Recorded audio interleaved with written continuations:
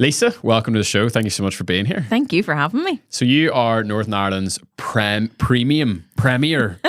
You can't use certain words in advertising. Relationship coach. I am. And you work with couples from all different backgrounds to make their relationships better. Yep. And what I love about what you do is it's so countercultural to the Northern Irish mentality. And that's what the show is all about. It's just so weird. It's like something goes wrong with your car, you go to the mechanic. Mm-hmm. If you want to lose some weight, you go to the gym. Mm-hmm. Like we intuitively go to other people for help for lots of areas of our lives. But if you would suggest to Bobby on my street, have you guys ever thought about going to a relationship coach? Yeah. He would look at you as if you've got 4 heads. Mm-hmm. What's going on there? Shame and guilt. Shame and guilt. Shame and guilt. So we don't have any shame and guilt around other things in life. Mm-hmm. So say your little child of 2.5 was having trouble potty training. Mm-hmm. Or say they were not speaking yet, or say they were having problems teething. You would go to a friend, you would go to your doctor, you would go to the nurse, you would go to a pediatrician, you would seek advice, you'd read books. No shame or guilt. Nothing. You are a little bit overweight and you want to go and get a PT, or you just want to get fitter, it's January, all that sort of stuff. No shame and guilt. But there's something in us that says if you reach out for help with your relationship, have you heard about them? Have you heard about them? Have you heard what's happening to them? They're for divorce. They're for divorce. And I want that to end. That has to end. It will end on my watch. Love that. It will end on Good my mission. watch. Okay? It will, and it is ending because I have people come to me now who say, we're getting married in June and we just want to come for a couple of sessions before we start. I nearly cry on the call. I'm like, Lisa, be a professional. Wise up. I will make this a normal thing. I will make it a normal thing in this wee country, that it is normal to say, I want it to be weird that someone says, oh, we're going to move in together. And people go, well, have you not been for a bit of coaching yet? I want that to be the norm. And that's my mission. So interesting. And it's that preemptive nature of it as well, where it's not just like, let's just wait until it's all falling apart. You know what I mean? And it's sometimes it's too late. By the time the wheels fall off, come whenever, maybe your sex life isn't just what it used to be. Maybe you're arguing about the same thing over and over again. Maybe you just are feeling that disconnect. Come just when you notice that we change. Just come then and get the tips and tools. So why do you think there's taboo around it? Because just when you were talking there, I was like, it's interesting because people also, though it is changing quite dramatically, would have a bit of a hang up about getting help with their mental health. Mm-hmm. Yeah, that's definitely changing. I think that's definitely changing. And we're really pushing for that to change with guys, really, because women talk to other women. Guys find that harder. Guys need to talk to guys side by side. So guys need to play golf, play football. Guys, it's quite intimidating talking face to face. So they want to be doing activities. Guys also, when they become fathers, sometimes drop all those activities because they think they're being a good dad. So they're not going to five-a-side. They're not going to that. But the guys really need that. They really need to keep those activities going because it's where they make those connections, and they are vulnerable enough to talk. And I think we're hitting great strides with the mental health stuff. My son is 15 and in school and everything. It's just so much more than it even was 5 years ago when my big girls were at school. I think we're on that. But the quality of our relationships determines the quality of our lives. Men who are in healthy, great relationships live 15 years longer than men who are not. It's ridiculous. Women who are in healthy, good relationships live 9 years longer. I mean, come on. The quality of our relationships determines the quality of our lives. If you have an argument, Matthew, with somebody out here, you're not going to have a great day. You know, you have a disagreement with your wife about the snow coming in here this morning. You're not going to have, it's going to be on your mind. You know, you think you put it away, but it's going to be on your mind. You fall out with somebody over WhatsApp, you know, it's going to be on your mind. The quality of our relationships determines the quality of our lives. And the problem is we have no idea how to do romantic relationships in this country. We do not educate ourselves, and it is absolutely insane. Before we started this, you had a extensive check to make sure everything was going well. When did we last do that in our relationships? Preach. You're just full of zingers here. Hanging there. You can take any of those as a soundbite. You're welcome. Thank you very much.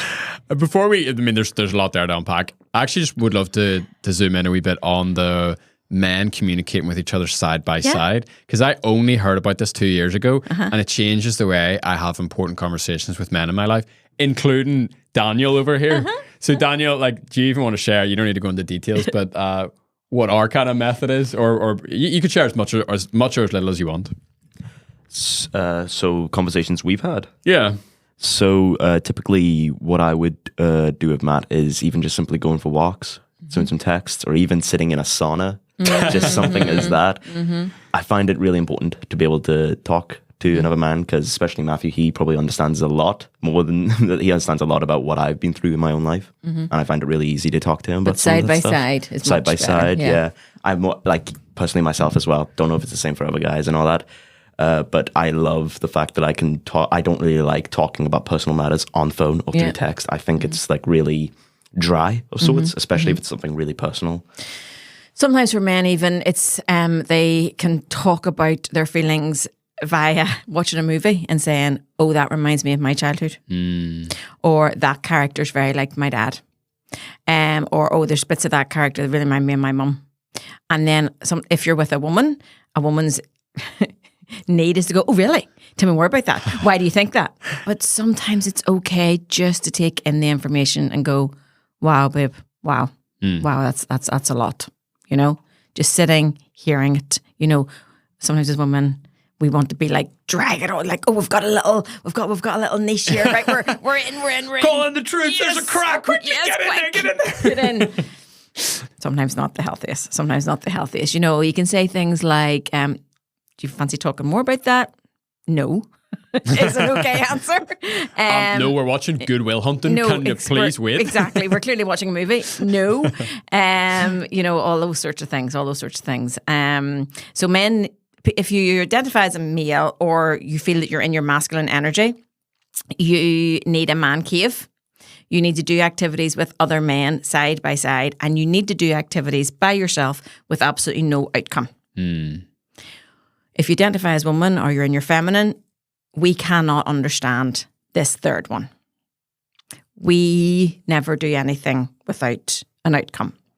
My husband laps the lock, so he does like a good 100 miles around the walk once a year. So he trains for that, and he could be going out to do 40 miles. And I go on. So, what did you listen to? What did you think about? Did you think about the new kitchen? What about the flooring? What about, are we going to do the bedroom? What, did you like those doors? He's like, seriously? I was like, what did you think about? Yeah. And the recording of Inside His Man the whole time was this.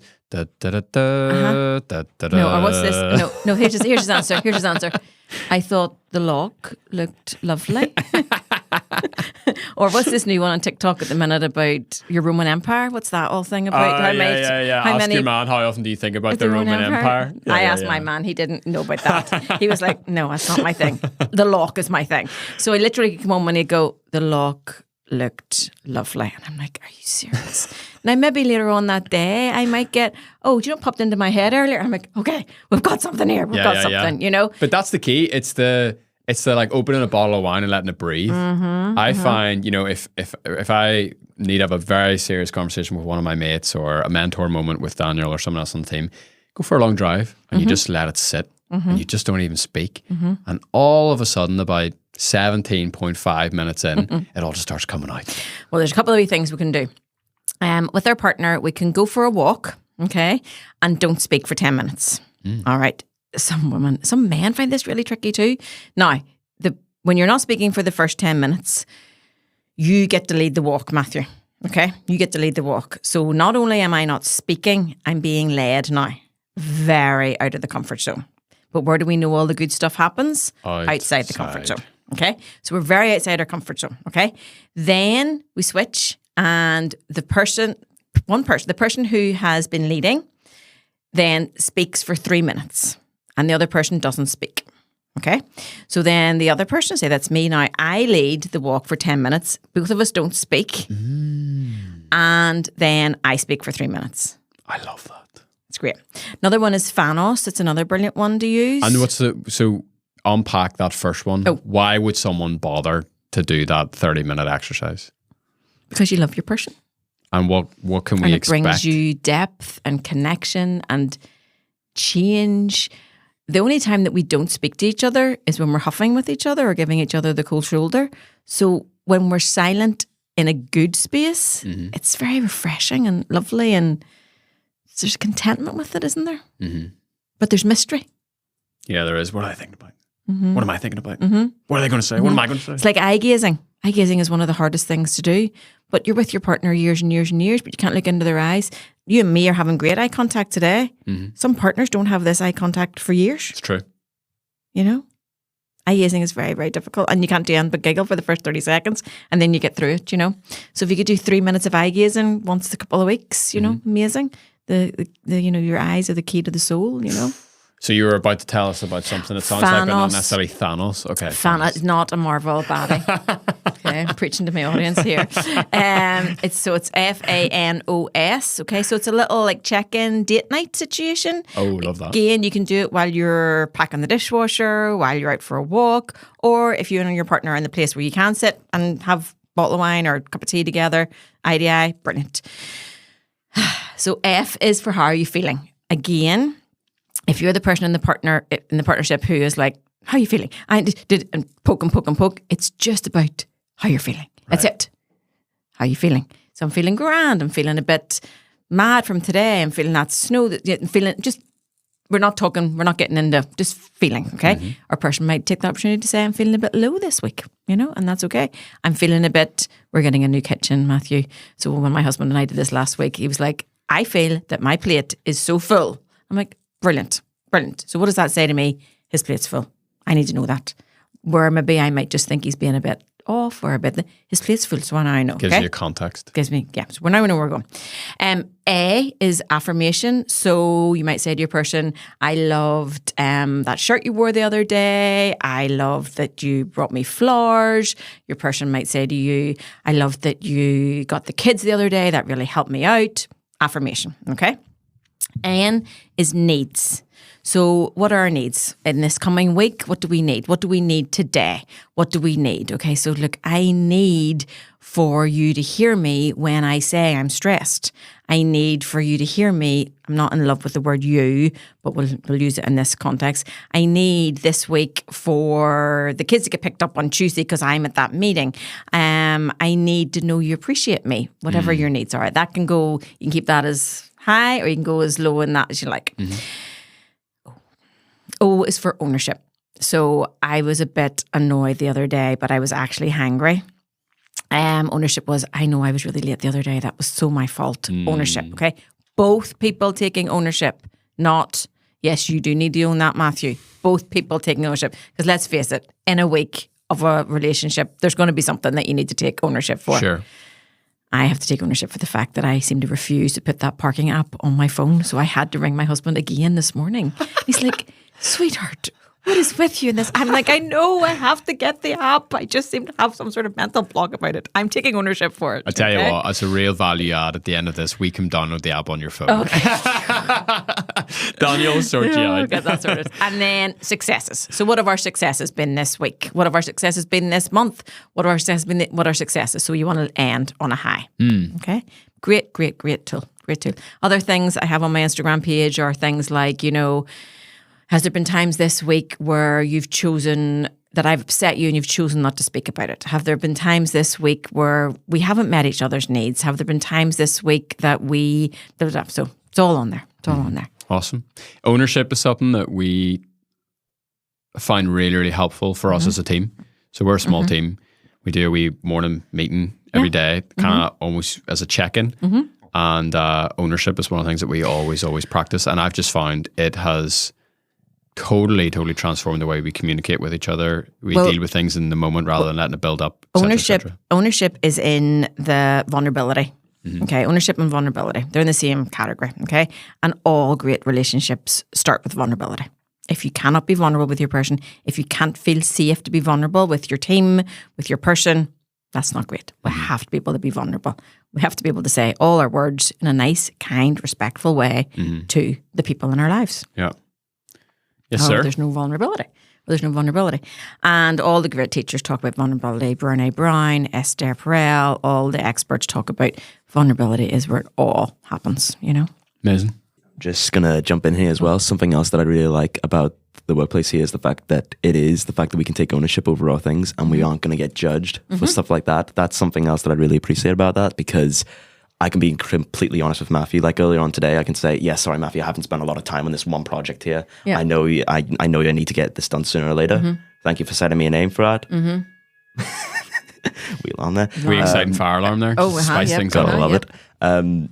But still, it's the fact that I can be completely honest with Matt if I make a mistake and all that, and he'll think of ways that I can think of ways I can improve upon that. But I'm not going to get like completely chowed down for it, basically completely ruined or feel completely awful. I feel like I can do a lot more. I can improve a lot more myself. And our parents have a lot to answer for when it comes to that sort of thing. Now, our parents, we're all doing the best we can. I'm doing the best I can with my children, but I know that I'll definitely be probably paying for therapy at some stage, or I'd like to hope so. You just include it in the ISA fund, really, don't you? Exactly. But when we come to our parents as children, teenagers, and we take responsibility for something, or our parents say, why were you late? You say, oh, well, my friend, this happened. Well, you're grounded anyway. Right. So then we've built up this fear, and that's the way we were raised. I hope your parenting style is different than even mine was. My children are 22 and 21, and I think my age group was sort of that first sort of generation of going, oh, right, we're not smacking our children. Maybe we shouldn't smack our kids. What about we don't beat our children? What is that? That was literally a new thing. Yeah. That was literally a new thing in my day. And you were countercultural for doing that. People would be like, oh, I don't know if she really loves her kids. And that was a new thing in my day. Like, oh, right, okay. And then there was this gap of, right, okay, if we're not using corporal punishment, what are we doing? And there was sort of a gap. Now, sometimes I wonder if I've gone maybe too further, but that's just my personal opinion. But anyway, it's that, like I would just say, when my kids were teenagers, I would say, tell us everything. We will figure it out. I might say, oh, for goodness sake, but after that, we will figure it out. Tell me, just tell me, or tell me if your friend has, just tell me. It might be oh, right, okay, we need to sort this out situation. But I hope that we have in our house cultivated that nature of, you can come to us, you can be vulnerable. You're going to screw up. Sure. We're going to screw up, and we need to come and be able to be vulnerable with our person. And it's hard. It's tricky. One of our little family quotes is, we'll figure it out. We had a guy in, and he said that. He says, if there's one phrase I could inject in the brain of Northern Ireland, he said, it'd be, we will figure it out. And look at us. Well, and it's really helpful to have that attitude. I read hold it quite loosely. I read a book years ago, and it said everything is figure-outable. And that's what we sort of, I'm like, it's figure-outable. It's figure-outable. When we will know somebody, but it's Northern Ireland, we will get this figured out. And one of my daughters came down one night before she was going for her university interview with something that wasn't signed from school at midnight, and we were flying at 6 o'clock in the morning, and I was like, this is not figure-outable. I cannot. Mum, I can't even figure this out. This is not figure-outable. And she was like, oh, we don't say it's not figure-outable, because then we're like, okay, give me a minute. And I was like, oh, I know them, and they know them, and they teach in the school. Right, hold on. So my husband is now running around Antrim with a bottle of wine at midnight, trying to get such and such. But we got it signed. We got it. Oh my God, we're on the plane for 6 o'clock in the morning. Figure-outable. It's figure-outable. But you got to work together, and you got to be vulnerable. And she's got to bring that bit of paper and go, I didn't do this, and I'm sorry. Totally. So, what is it in your own story, your own career, your own psyche that led you into this work? So my husband and I have another business together. So I was HR there, and he is the businessman of the situation. I was HR. Worked for me perfectly, because I just worked when the kids were at school, went over, did my HR. He was the boss of the situation. We worked together, but and then we had a huge big shift that had to happen in that business.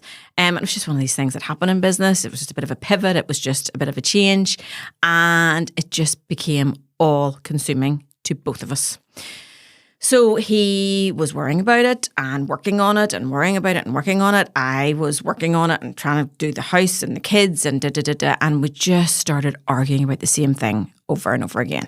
And then the kids started saying, are you two still talking about that? And it just started to become all consuming. He was getting grayer and grayer.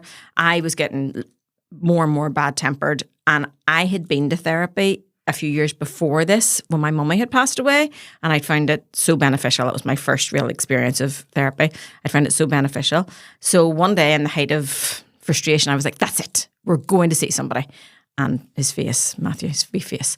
And he was like, right, okay, no, you're right. And I remember the day we went in and he sat down and he goes, now let me just be clear here. And I was like, oh dear God, right, here we go. We love each other very much. We are just a bit stuck here and we just want to get back to what we were. We love each other. I think he just didn't want them talking to us about, I don't know what his outcome was. But she was like, great. You just don't, how long have we been together? I was like, we are together now. At that stage, we'd been together 24 years. Unreal. Since we've been 18. So she just talked to us both about love languages, about attachment styles, and about healthy conflict. I had a really unhealthy conflict style. My unhealthy conflict was what we call it huffing in this country, but if you're listening across the world, it's called the cold shoulder, the silent treatment. So I was the queen of the silent treatment. I would say all my words. I would then go off to the silent treatment. And she turned to him and she said, how does it feel when she does that? And he said, I can't reach her. Now, Matthew, you would think that would have made me very upset and very tearful.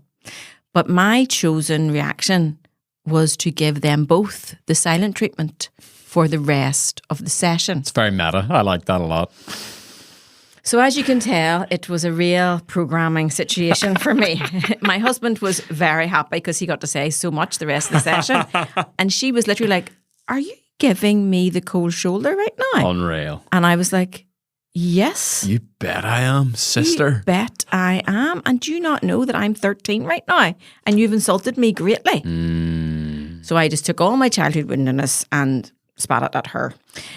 She then sort of a wee bit laughed at me, which I don't think was very professional. I'm joking. She sort of a wee bit laughed and I literally was like, if I'm not allowed to do this, which I've now been doing, I was 45 then. If I'm not allowed to do that, you have to give me something else right now. Like, I'm not leaving this room without this tool. I felt naked. I was like, if I'm not going to use this, what am I going to do?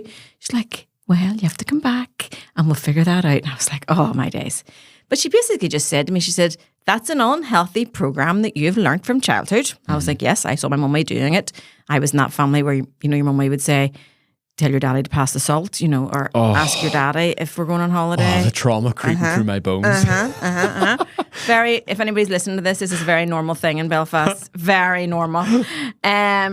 So that was their thing. That was the thing. And that's what I was heading down the road to do as well. So we went back and she taught us about healthy conflict. And she just basically said, we could spend 6 months talking and pulling this to pieces, or you can just decide, I'm not doing that anymore. And that's what coaching is. Coaching is therapy. Coaching is saying, there's a programming, there's a situation that's happening, it's lack of vulnerability, it's shutting down, we think we're protecting ourselves, whatever it is, I'm just not going to do that anymore. So, of course, the universe sent me a test within about 2 days, and I had a situation where I felt every need to huff and give my husband the silent treatment. And I said, I'm feeling like giving you the silent treatment right now, but what I'm going to do is ask for a hug. And I walked across the floor, and it was probably from here to you, Matthew, and I thought my skin was going to fall off. It didn't. And he gave me a hug, and that's our thing now. So I'm like, if I feel like this, because it breaks down and it soothes your nervous system. So, of course, when she told me that, then I have that sort of mind that I went off to research it. And as things happen, as we know, then through work, the opportunity came for me to do a life coaching course, diploma in life coaching. So I did that. And then I personally just continued with my own healing journey. I know it sounds a bit, but I could see that was a huge wound. 100%. I could just see that was a huge wound. And I just continued then from then on with my healing journey and just reading and educating myself and just finding this field that I never knew existed. And then once I discovered it, I was like, okay, other places in the world are doing this like normal. You can do a degree, I think, in Sweden on loving relationships. I mean, what are we doing here? Let's get our finger at our backside and get on with this, you know? We need to develop, we need to grow, we need to nurture. And the thing is, we learn the most about ourselves in relationship. That's where we learn the most about ourselves. But we just think we get married, we move in, we have kids, and then like, oh, right, that's us now, we're going to coast. No, we have to be growing, we have to be developing. Really interesting what you said about the difference between coaching and therapy. Yeah. Because I think a lot of people, and I'm a big proponent of therapy as well. You know, I don't think I shared with you off mic, but like I'm a suicide survivor, like walked through a long road with mental health, et cetera, et cetera. So therapy has been a really useful tool for me throughout my life. Lots of different ways, lots of different seasons. But there can be a sense where, you know, I think particularly with the Northern Irish mindset where it's like, well, what good is it going to be to go in and just pull all that stuff out? And, well, now it's all out there. It's just going to be lying all over the table. Now what am I going to do with that? There's merit to that. And it's good to unwind those tight knots in our lives. But talk to me a bit more about, I guess, the actionability of coaching versus therapy. So when couples come to coaching, I want them to feel better when they come off. I was going to say leave, but we're on a screen. So when everything I do is online. So when they come off, they should feel better. Okay, they've come to me. They've clearly wanting tips and tools. Sometimes people come to me and they're not in a good way. And once I get you to a better place, then I can poke into the wounds a bit more. Right. Or I might even say, look, therapy would be great to you. Here's who I'd recommend. Lots of guys love coaching. Sure. Guys love coaching because it's very, we can fix this. Give me homework. Let's fix it. Give me a tool. Homework. Done. Give me a tool. Using it. Done. 5 times a week. See, when done. I tell guys that they have to kiss their person every day for 6 seconds, they're like, oh, right. How do I do this? Well, I'm like, okay. So you send a reminder to kiss Jackie. Exactly. Or sometimes, and I would quite often say, after I've made a couple of couple sessions, I'd be say to the guy, would you think about coming to me for a one-to-one? And I can see her nudging, going, say yes, say yes, say yes, say yes. Oh, okay. Well, if you think that'd be useful, Lisa, I'm like, I think it'd be very, very useful. And if they're with a woman, their partner is, nodding in the background going, yes, Lisa, yes, Lisa, yes, Lisa.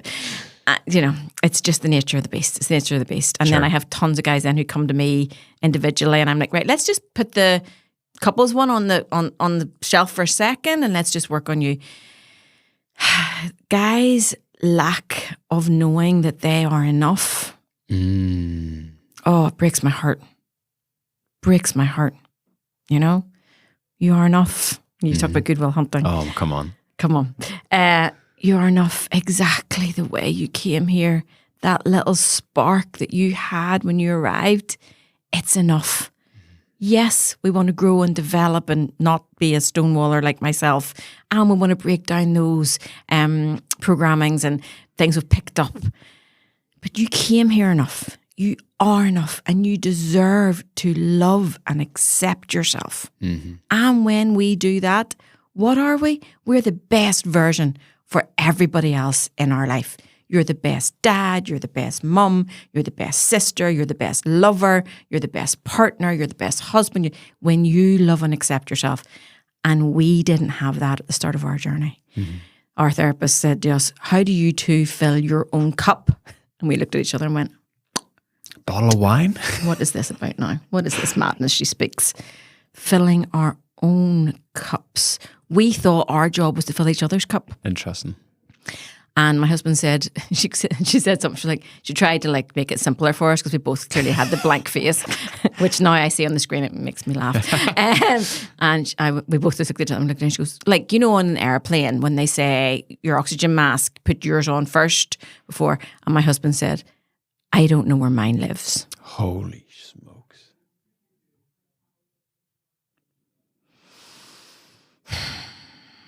Therefore, we have a problem, people. So we're depending on each other to fill the relationship cup when our cup is empty. Right. And we were taught codependency. We were taught we were a half. We needed to find another to make us a whole. But that's just two people who have all their stuff. And now we're trying to make a proper, it's just like when you think about it. Think of relationships more like a Venn diagram, the two circles that then cross over. So you are two whole people looking at your own stuff, and then you choose to build a relationship with someone.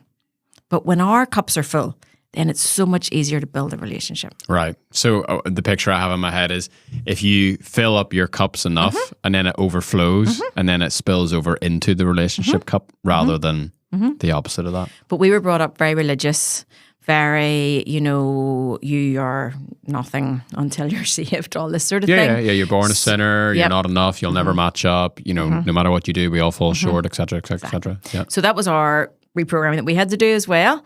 And really just drill down into that. You're enough. Yeah. You're enough just as you are. And then we can go on the growth development journey. Yeah. So, you use the big word codependency, which I think is an Irish epidemic. And it's only been marrying my wonderful German wife and having an access to another culture where, I'm not going to say it doesn't happen in Germany, but if I pull numbers just out of thin air, it feels like 80% of people in Northern Ireland operate with some sort of a codependency mentality. And in somewhere like Germany, it's like a 20%, to the point where some of my first, communication and interactions with Jackie's family, I was like, you guys talk to each other this way? They'll be like, oh, what do you think of the potatoes? So nah, a little bit cold. And you're like, what? Like, you're allowed to say that? They're allowed to say that? Or they're so comfortable in themselves that they can give helpful feedback. Fascinating? Because I do blame a lot of movies and songs. Even sometimes I'm listening to songs on the radio now, and I'm like, okay, seriously, you're just preaching codependency here. Can you just define really, because I think this could be a big unlock for some people. What is codependency? Obviously, you can just Google all these things after this, but codependency says, if my partner's happy, I'm happy. Right. So if your partner comes home from work in a stinking mood, now you're in a stinking mood. Yeah. If my partner is less than, then I'm less than. If my partner is this, it's that our mood and our enoughness is affected by theirs. And I think a lot of people are not, to really get it into their heads, is like, if mummy's in a bad mood, the whole family's in a bad mood. Yep. If daddy's angry, we're all angry. Exactly. We're all if daddy doesn't like this person is the enemy. So a great tool for teaching anti-codependency, is that a real word? It is now. Just make that up? Sure. It's like enoughness. It's anti-codependency sounds like a terrible member of your family. Does it? Doesn't it? Oh, I like that. Okay, so a great tool for that is your person, right, first of all, your relationship should bring you happiness. Your relationship is one of the biggest, not just your relationship, your work, everything should bring you happiness and contentment and all that there. But it shouldn't be the be all and end all, okay? So your person comes home from work and it's the third day in a row they've come home not in great form, okay? And you've tried the whole, are you okay? What's wrong? Is everything all right? Okay, it's not working. So try this one. Babe, can you give me your number for today? So 10 is the best you've ever felt in your life. 1 is the worst you've ever felt in your life. Okay, but you've established these rules before. So your person comes in with a solid 4. All right. Can you give me a word to describe how you're feeling today? Blah. Brilliant. You don't say brilliant. You just acknowledge that in your head. And you say this to your person. I'm here for you if you need me. You want to watch a movie later? You want to walk the dog later? I'm here for you. And that's it. That is it. That's anti-codependency. You've told your person you're here for them. They want to put the kettle on. They want to sit down. You are here for them. You love them. You're here for them. But it's not your job to fix their mood. Say it again louder. It's not your job to fix your person's mood. It's an inside job. It's an inside job. It's an inside job. During one of the lockdowns, so I did this madness during lockdown, Matthew, where I went on Instagram every single day for 57 days or something, and that's where this whole thing went a bit mental in a really good way. But somewhere in it, there was a bit of a lull, and I was like, "Oh, I think I'm feeling like I'm going." And I'm obviously a very verbal person, so I could identify that I'm just not. And my husband was like, "No, absolutely not. What do you need to do to not go down, Lisa?" And I was like, I don't know, because like that can't happen, Lisa. You can't. No. The rest of us are depending on you. And I was like, so we're into codependency now. We're into codependency. He's like, I know, but just let me have it for a second. I was like, okay. One way we'll fix herself. I will fix. But it's that inside job. It's that inside job. But we cannot fix other people. People come to me all the time. If they would just, I'm like, what about we look at our own side of the street? What about we look? When I stopped giving my husband the silent treatment, things changed. Then he was able to say, oh, right, okay, well, if she's changed that, then I could change this. It's physics. You know, the law, you change something, everything has to change. 100%. My big daughter studies medicine. She doesn't allow me to talk about science. Mummy, please don't talk about science. Please don't talk about science. Mummy, if you talk about that physics law one more time. No, don't do it. I'm going to block you on Instagram. Exactly. So, we're not... Northern Ireland's obviously very important to you. Yes. You've clients all over the world. Yes. And you do a lot of work locally. Yes. I'd like to think that you've thought about Northern Ireland a lot. You work with a lot of Northern Irish people. Where does that codependency come from? That's what you were saying about there. And sorry, I went totally off piece there. Because you see, I blame it on the movies and songs and media. But they have the same movies and songs and media in Germany. Yeah. So why? But there's something like, all that like Irish mommy complex. There's something about this island that's very just... Is it wrapped up in the people pleasing? Yes, because this is an island of the disease to please. 100%. So pull that thread. Where does the people pleasing come from? Everyone else is happy, you're happy. Right. If everybody else is content, you're happy. If everybody else is served first, you're happy. You're a good mum. If everybody else gets their dinner first, all that sort of stuff. That people pleasing. It is. And if our partner is happy, then maybe that is then we're happy. If our partner's happy, we're happy. Right. You have to get a psychotherapist on for that one. Yeah, there's a Matthew McConaughey thing I read, I assume, years ago, called egotistical utilitarianism. Okay. And his whole thing was actually sometimes the most selfless thing you can do is to be selfish, because whenever you look after your own needs, as you would put it, it actually puts you in a way stronger position to be there for other people. When I started went to a bit of therapy, and then I found a coach, and I did a lot of Reiki and stuff with her. And at that stage, I was only working when the kids were in school. So, and my own self-worth was probably not the greatest. It was all about the kids being happy. So can I just say, sorry, yes. I just want to quickly, before I forget, I think that self-worth piece, this is my wife's theory on Northern Ireland. She thinks especially women in Ireland have a very low self-worth. Yeah. And so they think it's appropriate that they prioritise other people's worth than themselves. Just wanted to put that there. Yeah. And I was doing a podcast with somebody one time, and he suggested to me, I don't know, this is not my field, he suggested to me that the Irish have always been conquered, have never been conquerors. Interesting. Now, you can always run with that as much as you want, but it's just that we're a bit less than over here or something. I don't know. So my self-worth was not probably brilliant. And I started my journey with my coach, and I would go to Tesco's or Asda, other grocery stores are available. And every week I would hold £10 back in my purse from, when I got the change from the groceries. Remember, this is like 12 years ago. Back when everyone used we cash had cash and money and things like that. So I would do that for 6 weeks, and I would get £60, and I would go to my coach. Love it. So about 4 weeks in, my teenagers would say, maybe time again, Mummy? You need your top up, Mum. Is it possibly time? They're like donating their pocket money. Mum, here's £3, please, Mum. Please come see her again. As I was clenching the steering wheel driving to school, and then I would see her, and we'd talk all the things, and we'd do a bit of healing, and I'd pick them up, and they'd be like, did you see her today? I'm like, yes, I did. They're like, amazing. I was the best mum when I was looking after me. And let's hope there's no narcissists listening to this. We never have to worry that we're going to be narcissists. Don't panic. Only 2% of the population are narcissists, and they've already got that in the bag. Yeah, they've got that locked down. They have that on the lock, okay? And more so, they're running a lot of stuff. And until us little baby light workers start to love and accept ourselves and actually know our greatness, the narcissists are having their day. Sure. We need to know our greatness and start shining our light of knowing our enoughness and how great we are in a beautiful, shiny, loving way. Do you want to do a wee bit of quick fire? Sure. Let's do a couple of issues, okay? I'm going to pretend that these were submitted and that we were really organised and we've listened to questions, okay? So Bobby in Ballymena asks, I'm just about to move in with my partner, and it's the first time I've lived with someone. What advice would you have for me? The two hardest things to talk about, the data tells us, are sex and finances. So get used to talking about sex and finances. Also buy my online course and complete it. There's a discount code if you DM me. Perfect. I like the fact that you have an online course because for the very shy people out there, they can try before they buy. I had to build it in Northern Ireland. They're not coming. Yeah.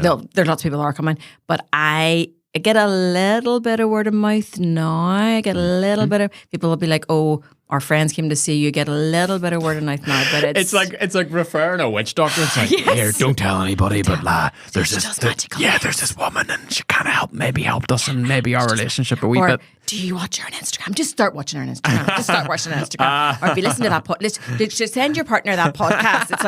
It's like a which kind of makes me happy. It's like, or I see people nudging each other in Belfast. I see people nudging each other, and they're like, there she is. That's her. I'm like, hello. They're like, oh dear God, she's speaking to us now. Oh no, everyone knows that our relationship is not what it seems now. No. And I have tons of people. I have plenty of followers on Instagram, but I think 30% people watch all my stuff but don't follow me. They can't even push the follow button because they have that I'm following relationship coach. Sure. It's not desperate, mate. If it's on that level, we're in a rough spot. Guessing many percent of women follow me. Can I guess? Can I say 82? 96. Oh, Lisa, that's carnage. I do think that 96% of them send my stuff to their male partners. Yes.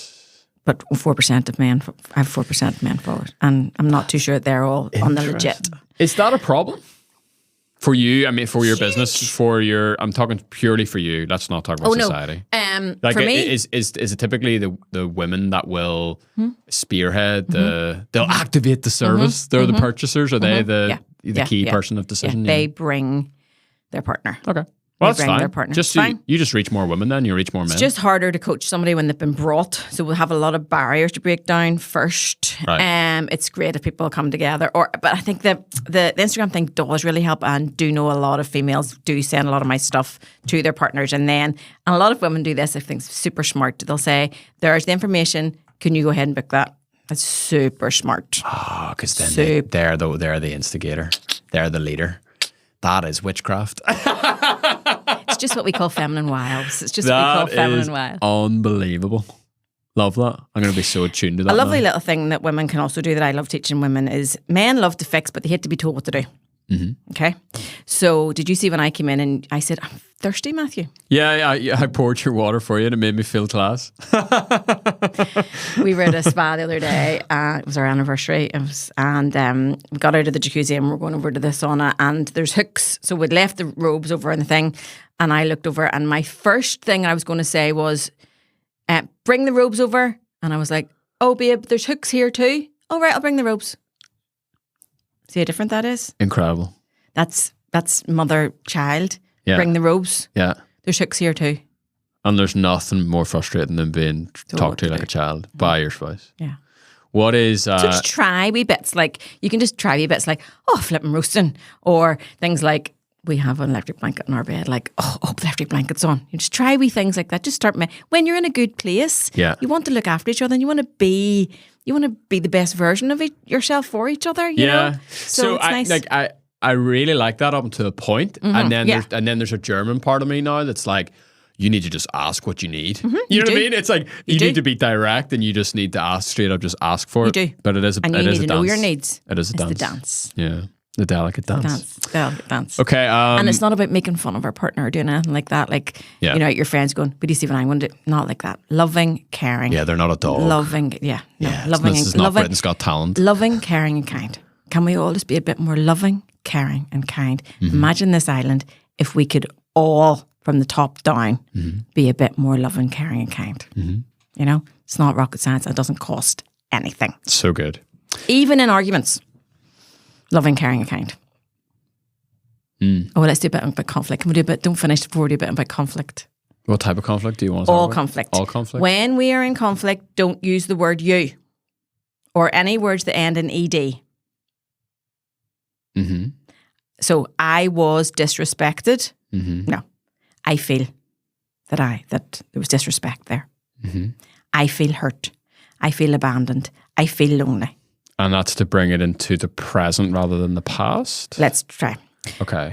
Matthew, let's pretend you were late this morning, okay? We're just pretending, people. Matthew was not late.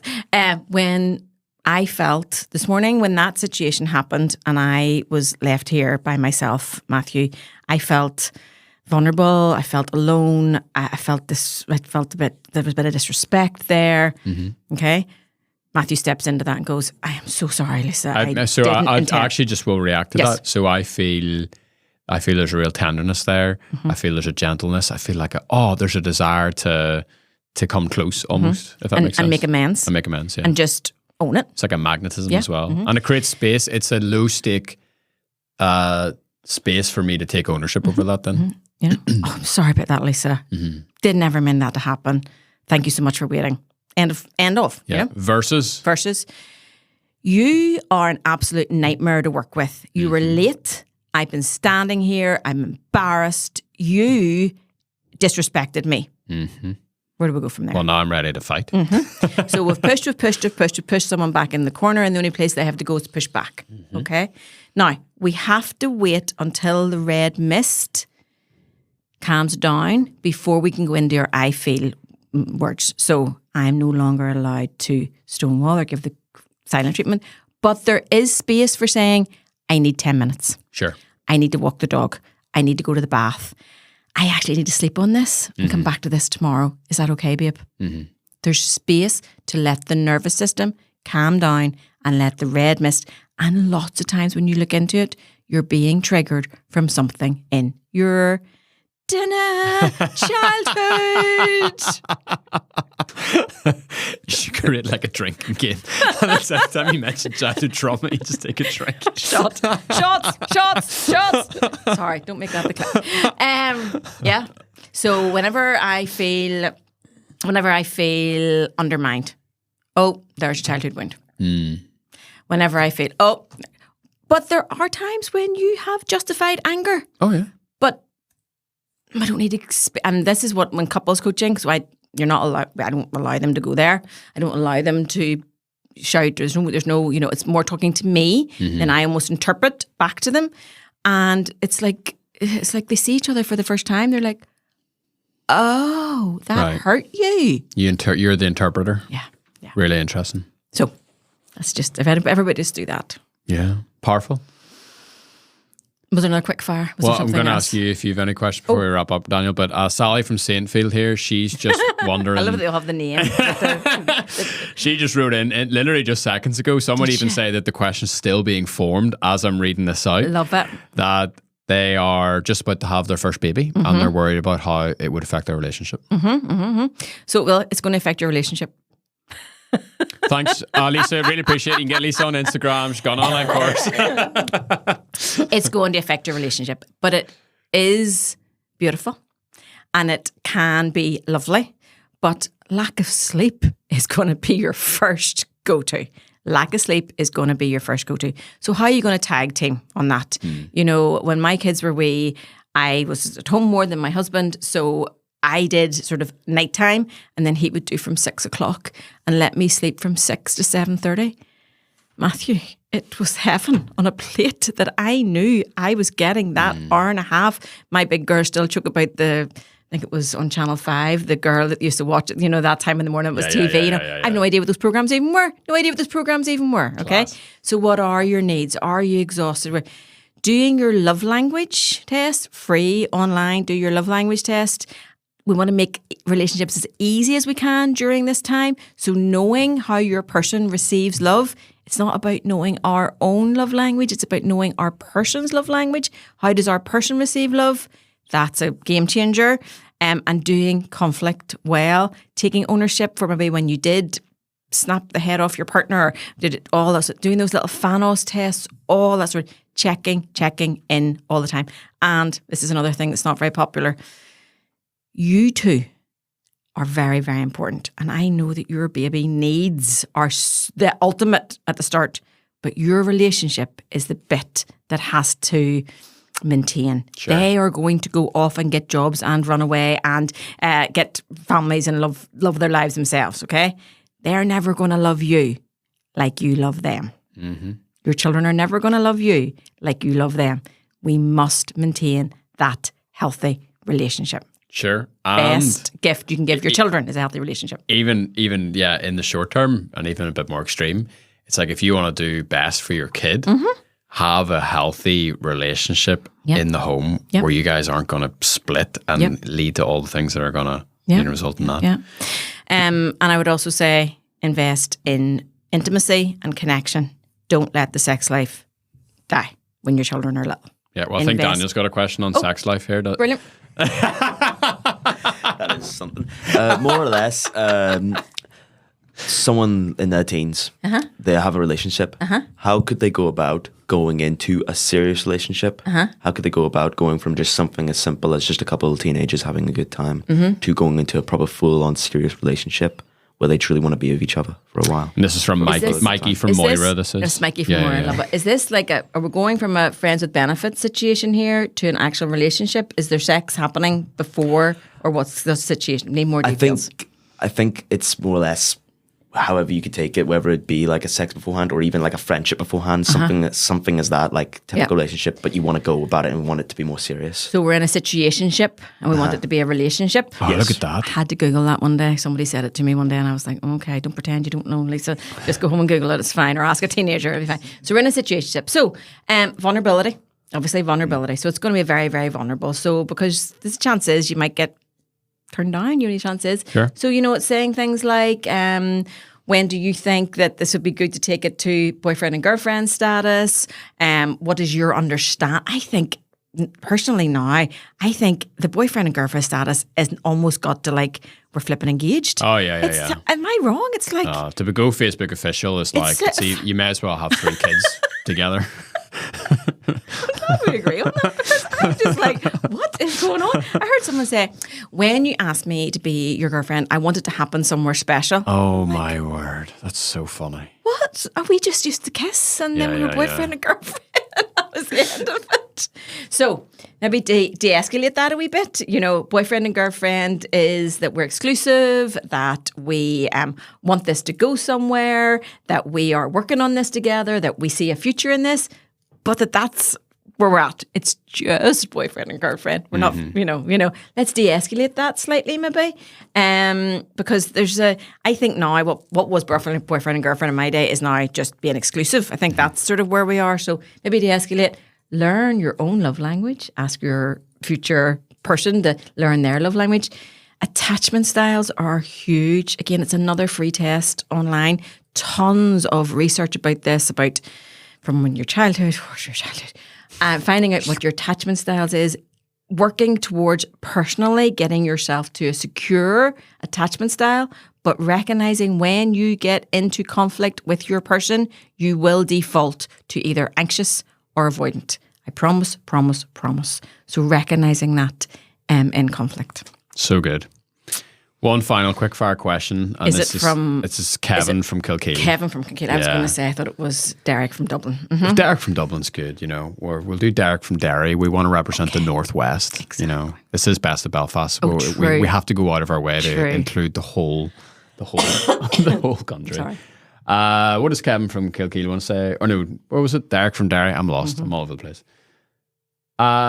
When we started off in our relationship, our sex life was going great. Mm-hmm. And now we are X number of years in. Mm-hmm. We're finding it really, really hard. We're not sleeping with each other. Mm-hmm. When we do, it's not like it used to be. Mm-hmm. Please help, Lisa. What can we do? So do you know the difference between spontaneous desire and responsive desire? No. Well, there's your first problem. And that one was for free. Sorry. Someone told me once, if this doesn't work out, stand-up comedian is the way to go. I was like, I'm going to take that as a compliment, but I'm not really too sure. The two could be one. Yeah. You could weave the relationship stuff into it. It could be great lead gen for you. It could be the next your huge marketing campaign, So, spontaneous desire happens at the beginning of a relationship, and it's your hormones. It's the lust chemicals. It's that they can do no wrong, and it's how Mother Nature. We're in the Eros phase here. It's how Mother Nature intended it. Okay, so Mother Nature intended it, and then that will die off as soon as 4 months, but it can last up to 18 months. Okay, so we have to actually realize, okay, we're going to responsive desire now, and there's 2 layers of responsive desire. So first layer is we see our person, doing something kind, or we see our person doing a hobby that they love to do, or someone told me during COVID that they saw their person out cutting logs and they'd never been so attracted to them in all their life because they hadn't been outside the house for 6 weeks. Someone else told me in COVID that their sex life was disappeared but it was good before, and I said, what did you like before? And she said, I loved the white shirt under his jacket. And I was like, what? One more time. She goes, when he would put on that white shirt, and I would see, she fell in love with the businessman. And now she was with someone who was in his sweat bottoms all day. So there's all that sort of stuff. So responsive desire. The second thing about responsive desire is that maybe we might necessarily feel particularly aroused or horny or thinking about sex even. But when we start kissing, hugging, touching, this is not your worst idea in the world. This could actually go somewhere, And we need to that takes space, and that takes investing in kissing, hugging, holding hands. If you're in a relationship that you've both decided that you're not going to have sex, it's going to be a sexless relationship, the data tells us that we still need to be kissing and touching and holding hands because touch is a human need.